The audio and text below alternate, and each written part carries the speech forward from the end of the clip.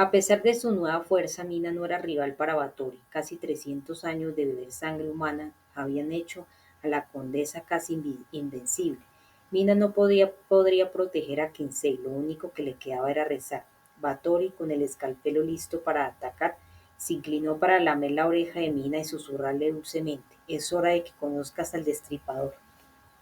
Van Helsing se abalanzó sobre ellos y aplastó a Kinsey y a Arthur Holmond contra la pared. Estaba tan cerca de sus caras que podía verse reflejado en sus ojos, y le encantó que el viejo mito de que los vampiros no tienen reflejo no fuera cierto. También se dio cuenta de que estaban paralizados por el horror. Su expresión salvaje, sus ojos negros y sus colmillos afilados eran bien distintos a los del hombre débil al que habían conocido. Cuando bebió la sangre de Drácula no tenía ni idea de lo fortalecedora que sería. Ya no era tembloroso y frágil. Ahora Van Helsing tenía la fuerza de un guerrero poderoso. Se sentía joven, se sentía completo, había renacido. Kinsey se recuperó antes que Holmond, pero Van Helsing no le dio tiempo a resistirse. Simplemente levantó al muchacho y lo lanzó volando como si fuera una almohada de plumas. Kinsey aterrizó contra el armario de roble y rompió el espejo. Van Helsing rió al ver la expresión de consternación en el rostro de Holmes. Fui yo quien contó nuestra historia a Bram Stoker, mi primer intento débil de inmortalidad. ¿Fue usted quien traicionó nuestro juramento? Van Helsing negó con la cabeza. Holmes solo podía ver las cosas en blanco o negro. Era como un perro maestrado. Lo agarró por las solapas y lo arrojó como si tal cosa por la habitación hacia la chaise longue de terciopelo verde. Ahora tenía la plena atención de Arthur. Se le concedieron ojos, pero no ve. Pedir a Stoker que escribiera mi biografía no fue una traición, explicó Van Helsing. A través de él pretendía transmitir toda la sabiduría que había obtenido. Mi biografía tenía que ser una advertencia a futuras generaciones, una guía para combatir a las criaturas sobrenaturales como las que había luchado toda mi vida. En cambio, Stoker escribió una extravagante pantomima de la verdad. Van Helsing sintió el movimiento de Kinsey a su lado y se volvió para ver al chico mirando la mesa llena de armas que se hallaba al otro lado de la habitación. En ese mismo momento tuvo la suave sensación de que una silla era aplastada en su espalda. Apenas lo notó, salvo por las astillas de madera que cayeron ruidosamente a su alrededor. Van Helsing volvió a centrar su atención en el sorprendido Arthur Holmes, que aún agarraba los trozos rotos de dos patas de la silla. Sintió que Kinsey se movía por la habitación hacia las armas. Dos pájaros de un tiro. Van Helsing agarró a Holmond y lo lanzó contra Kinsey. Los dos hombres estaban sin aliento y, con un poco de suerte, sin capacidad de luchar. Estaba empezando a disfrutarlo. Esperaba que después de esa dolorosa demostración tal vez Arthur atendiera a razones. En cambio, aquel viejo testarudo metió la mano en el bolsillo y blandió una cruz de oro. Todos los días en los últimos 25 años he lamentado no haberme unido a Lucy en la inmortalidad, soltó Holmes. Avanzó hacia Van Helsing con la cruz en alto. Usted me detuvo, usted me forzó a destruirla, usted me hizo clavar la estaca en su corazón para acabar con su existencia maligna, tal como la llamó. Lucy, Lucy, siempre Lucy, respondió Van Helsing. Estiró el brazo y arrebató la cruz de las manos de Holmes. Es hora de enseñarle una lección a este insensato, se dijo. Aquella cruz no le causaba ningún daño. Al unirse a las filas de los no muertos, uno no necesariamente se aliaba con el diablo. Arthur se quedó paralizado por la confusión. ¿Por qué? ¿Por qué la cruz no tiene ningún efecto sobre mí? Por la misma razón que la cruz no tenía efecto sobre el príncipe Drácula. Solo una criatura que teme a Dios temerá sus símbolos.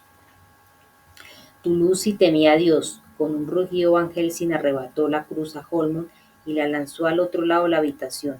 Si Drácula hubiera acudido a usted en el momento de su muerte, Arthur, ¿qué decisión habría tomado?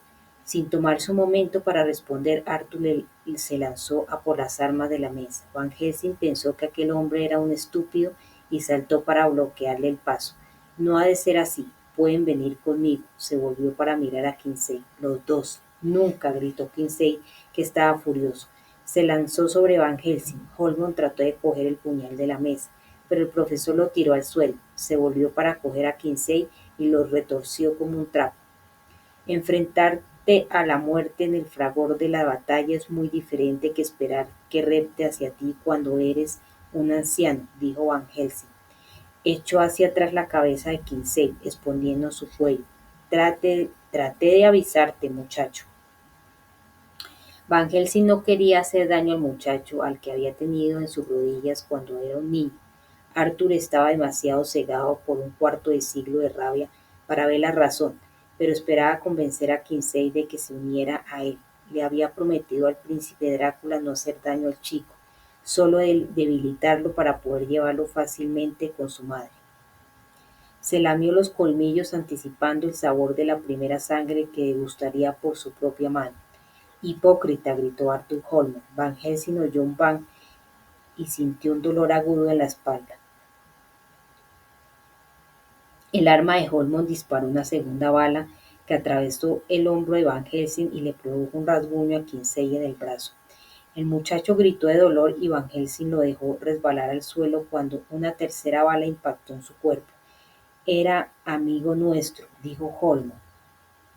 Aún puedo serlo, replicó Van Helsing, y Drácula también. No es demasiado tarde. No traicionaré mi fe. ¿Fe? ¿Qué sabía Arthur Holman de la fe? No encontró la fe hasta que Van Helsing le abrió los ojos al mal que habitaba en el mundo. Bueno, si Arthur era tan devoto, entonces seguramente sabía que Dios era el creador de los vampiros, y Dios daba a los no muertos el mismo libre albedrío que al hombre, la elección de elegir el camino del bien o del mal. Con increíble velocidad se movió para desarmar a Holman, quizás sin una pistola en la mano. Arthur lo escucharía. Pero para sorpresa del anciano, Arthur no soltó el arma. Sonaron dos disparos. El cuerpo de Arthur Holman tembló. Una expresión de desconcierto apareció en sus pálidos ojos azules. Ambos hombres bajaron la mirada para ver la sangre que emanaba de su pecho. Con gran tristeza Van Helsing susurró: «Solo ahora, al final, entiende el temor a la muerte». «Arthur», gritó Kinsey. Al principio parecía que estaba asintiendo, pero entonces puso los ojos en blanco y cayó al suelo. «No», gritó Kinsey. Cargó contra el profesor, pero Van Helsing simplemente lo agarró por la garganta y lo empujó contra el escritorio. Echó la cabeza del muchacho hacia atrás una vez más, exponiendo su cuello, y abrió anormalmente la boca al levantar los labios para revelar sus colmillos. A continuación se inclinó hacia la garganta de Kinsey. Francis Ayton no era un hombre afortunado. Nunca estaba en el lugar preciso en el momento adecuado. Como fotógrafo había trabajado junto al muy loado John J. Thompson, quien documentó la vida callejera de Londres en gloriosas instantáneas. Thompson había ido a hacer lo mismo en China, pero Ayton no había querido viajar tan lejos. Thompson fue solo y se convirtió en fotógrafo del emperador chino y después de la familia real británica. Qué diferente habría sido la vida de Ayton si hubiera aprovechado aquella oportunidad. Esa tarde se había convertido en un recordatorio de su locura. Ahora se ganaba la vida sacando fotos a los turistas a un chelín por retrato, sobre todo a los que salían de los teatros del West End. Había estado trabajando a las puertas del Globe y del Olympic y no se había enterado del incendio en el Liceo, hasta que el teatro había quedado reducido a una pila ardiente. ¿Qué suma habría pagado el Daily Telegraph o el Times por una imagen del teatro en llamas? Acababa de instalarse en la esquina de Wych y Newcastle para sacar fotos de los clientes que salían de los teatros vecinos cuando oyó gritos a unas pocas calles de distancia. Sujetando bien su cámara, corrió hacia la dirección de la conmoción. Delante de la estación de metro Strand había un tumulto. Los vehículos de policía habían acordonado la entrada al subterráneo. Ayton se acercó a un agente. «¿Qué ha ocurrido, amigo?» «Ha ocurrido una desgracia. Algún animal salvaje ha escapado del zoo. Un hombre ha muerto». Ayton reflexionó sobre ello. El zoo de Londres estaba bastante al norte, en Regent's Park. ¿Cómo un animal huido podía haber llegado tan lejos sin que la policía lo impidiera?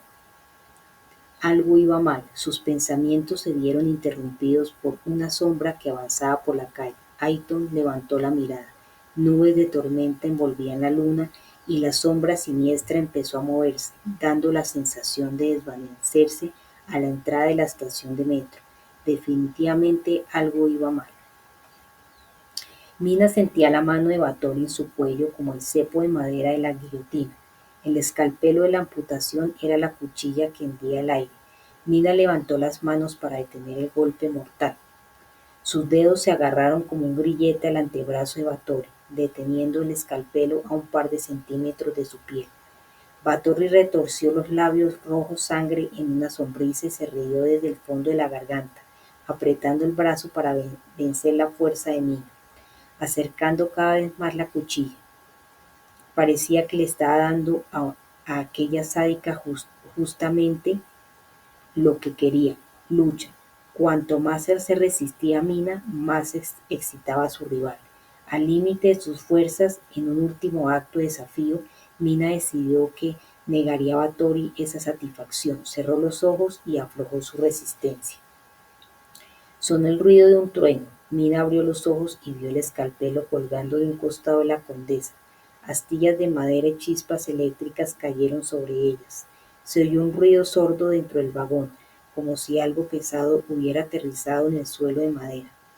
La condesa, en estado de shock, estaba mirando hacia arriba. Mina siguió su mirada para descubrir que había abierto el techo del tren. Cuando volvió a bajar la cabeza se encontró con una figura oscura, a cuatro patas, en medio del vagón. La figura tenía la cabeza baja, lucía una larga melena negra, incluso doblada hacia adelante era obvio que medía más de 1,80 m.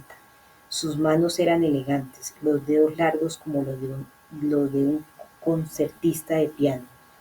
Mina se entusiasmó, conocía esas manos, las había visto matar, las había visto cubiertas de sangre, también había sentido sus caricias de amor. Lentamente él se levantó, alcanzando su plena estatura, y un anhelo recorrió el cuerpo de Mina. Ya no estaba sola, había vuelto a ella en el momento en que más lo necesitaba. Ahora bien, después de todo lo que ella había hecho para herirle, ¿iba a salvarla? ¿Era posible que aún la amara? El hombre levantó la cabeza, y al caer hacia atrás los rizos negros, se le vio la cara. Clavó sus ojos de lobo en Báthory. Su expresión feroz era igual a la que Mina recordaba. Era al mismo tiempo hermoso y terrible, amable y despiadado. Había en él amor y odio. Al final Mina pronunció el nombre que había guardado en su mente durante un cuarto de siglo: Drácula. La mano de Báthory en el cuello de Mina se apretó aún más al oír el nombre. La condesa concentró su odio en el intruso. Tu capacidad para burlar la muerte es inquietante. A pesar de su dolor, Mina sintió placer. Drácula la estaba mirando con el mismo deseo que ella había sentido por él. Su expresión confirmaba lo que ella ansiaba creer. Drácula era ciertamente un asesino, pero no era cruel. Lo amaba y estaba seguro de que él no podía estar aliado con un monstruo sádico como Báthory. Drácula, con una expresión de furia en su rostro contorsionado, fulminó de nuevo a la condesa con sus ojos negros. Báthory recibiría todo el dolor que merecía, su muerte sería terrible. La voz de Drácula era un gruñido grave cuando habló entre dientes. Ven a mí, condesa, ven y muere. Báthory echó el brazo atrás y Mina salió volando por los aires. El dolor se extendió por su cabeza al chocar con la pared de metal del vagón. Antes de quedar inconsciente pensó: ha regresado. Báthory miró al hombre que estaba de pie ante ella. ¿Cómo podía seguir vivo el príncipe infernal? Ella lo había matado 2 veces, su ira hervía. Su deseo de venganza nunca iba a saciarse.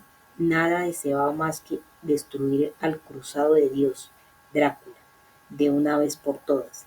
Nada ansiaba con más fuerza que llevar la condesa sobre él y sobre todos los hipócritas que seguían a Dios. Incluso sobre el propio Dios. Báthory saltó, se elevó, con el escalpelo preparado, apuntando a los ojos de Drácula con la intención de cegarlo. Antes de que el filo de Báthory pudiera alcanzar su objetivo mortal, el príncipe oscuro saltó a su encuentro. Los combatientes chocaron en el aire, forcejearon sobre el techo del vagón en marcha, desafiando las leyes de la física. Drácula clavó la rodilla en el estómago de Báthory y ésta cayó del techo y se estrelló contra la ventanilla. El cristal estalló en el túnel. Drácula embistió para echarla fuera, pero Báthory resistió, enderezando el cuerpo al atravesar el tren, convirtiéndose en un ariete que golpeó a Drácula en mitad del torso. Para su gran sorpresa, él gritó de dolor al ser arrojado sobre un banco largo, astillando la madera al caer. Sin perder tiempo, Báthory se lanzó encima y le clavó el escalpelo en la tripa, cortándole la piel como si fuese mantequilla. La sangre de Drácula brotó y el olor de la muerte la sobrecogió. Clavó el escalpelo una y otra vez en el cuerpo de Drácula, y éste gritó por el insoportable dolor. Báthory se armó de confianza. Él se había debilitado. Báthory siempre se había considerado la reina de su especie, ahora sería también el rey. El paladín de Dios estaba a punto de caer. Eliminado Drácula, el camino estaría libre y pavimentado para su gran plan. Sería benevolente con todos aquellos con los que Dios no mostraba misericordia. Los pobres y desdichados, los desviados sexuales, los mentalmente inestables, los enfermos y los cargados de furia, los débiles de la tierra, los herederos del mundo. Ella levantaría a los más bajos de los bajos y cumpliría sus sueños tras largo tiempo de resignación. Se convertirían en sirvientes leales. A aquellos que reclamaban lealtad a Dios en sus enseñanzas les partiría las espaldas en la rueda de su propia Inquisición. Ella se alimentaría de los ricos y de los poderosos como estos se habían alimentado de los débiles. Aplastaría ejércitos bajo sus pies, demolería las iglesias con sus manos desnudas y vertería su propia sangre en la garganta del Papa. Estaba decidida a recrear el mundo a su propia imagen y la muerte de Drácula daría la primera campanada para anunciar su llegada. Báthory agarró a Drácula por la garganta. Este no puso resistencia, había perdido mucha sangre, estaba débil.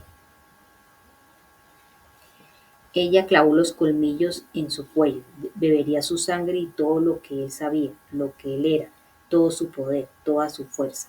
Cuando Báthory había sido humana, Drácula la había vaciado y la había dejado sangrando, pero no había bebido hasta su última gota. Él no podía matarla. Eran familia, la amaba. Báthory no tenía esos problemas, planeaba beber hasta que Drácula exhalara el último aliento. Mina vio borroso cuando recuperó la conciencia. A través del dolor de cabeza y los ojos entelados, vio dos figuras oscuras luchando en el otro lado del vagón.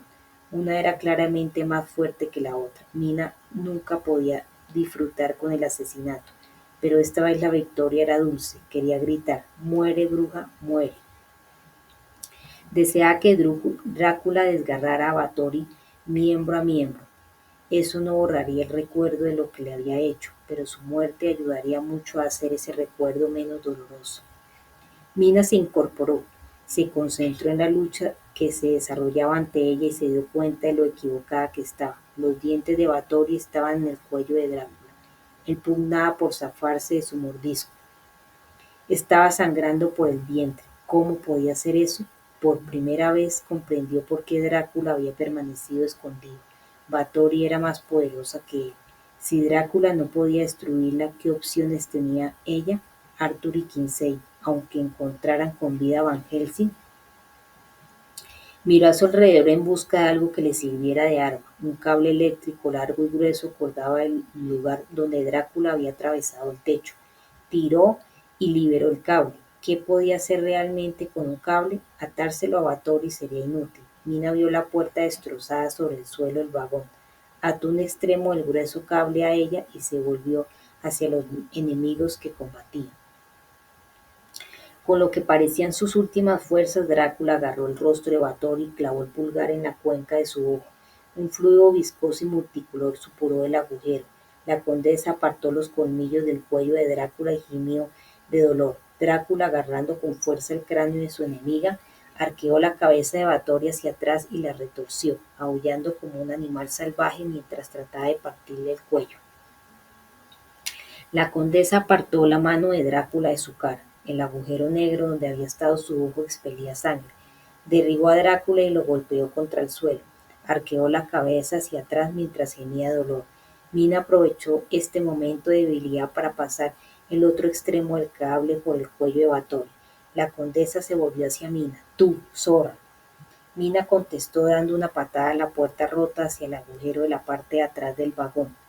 La puerta resonó en el túnel encendiendo chispas al resbalar sobre los raíles mientras el tren avanzaba con gran estruendo por las vías.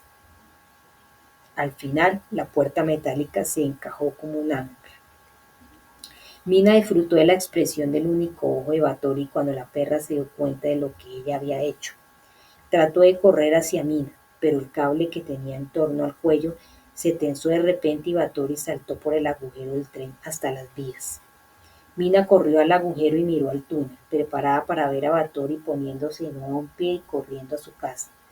En cambio vio que la condesa se deslizaba por las vías hasta que el filo metálico de la katana que aún tenía en la pierna, donde Comfort se lo había clavado, contactó con el rail eléctrico y causó una explosión de chispas. Batory tembló en las vías con la descarga eléctrica. Todo su cuerpo se hizo cada vez más brillantemente azul hasta que al final estalló en llamas. Batory lanzó un sobrenatural grito de dolor, dando golpes de impotencia mientras el fuego devoraba todo su cuerpo. ¿Podía ser que Mina hubiera logrado lo imposible? ¿Había matado a la reina vampiro?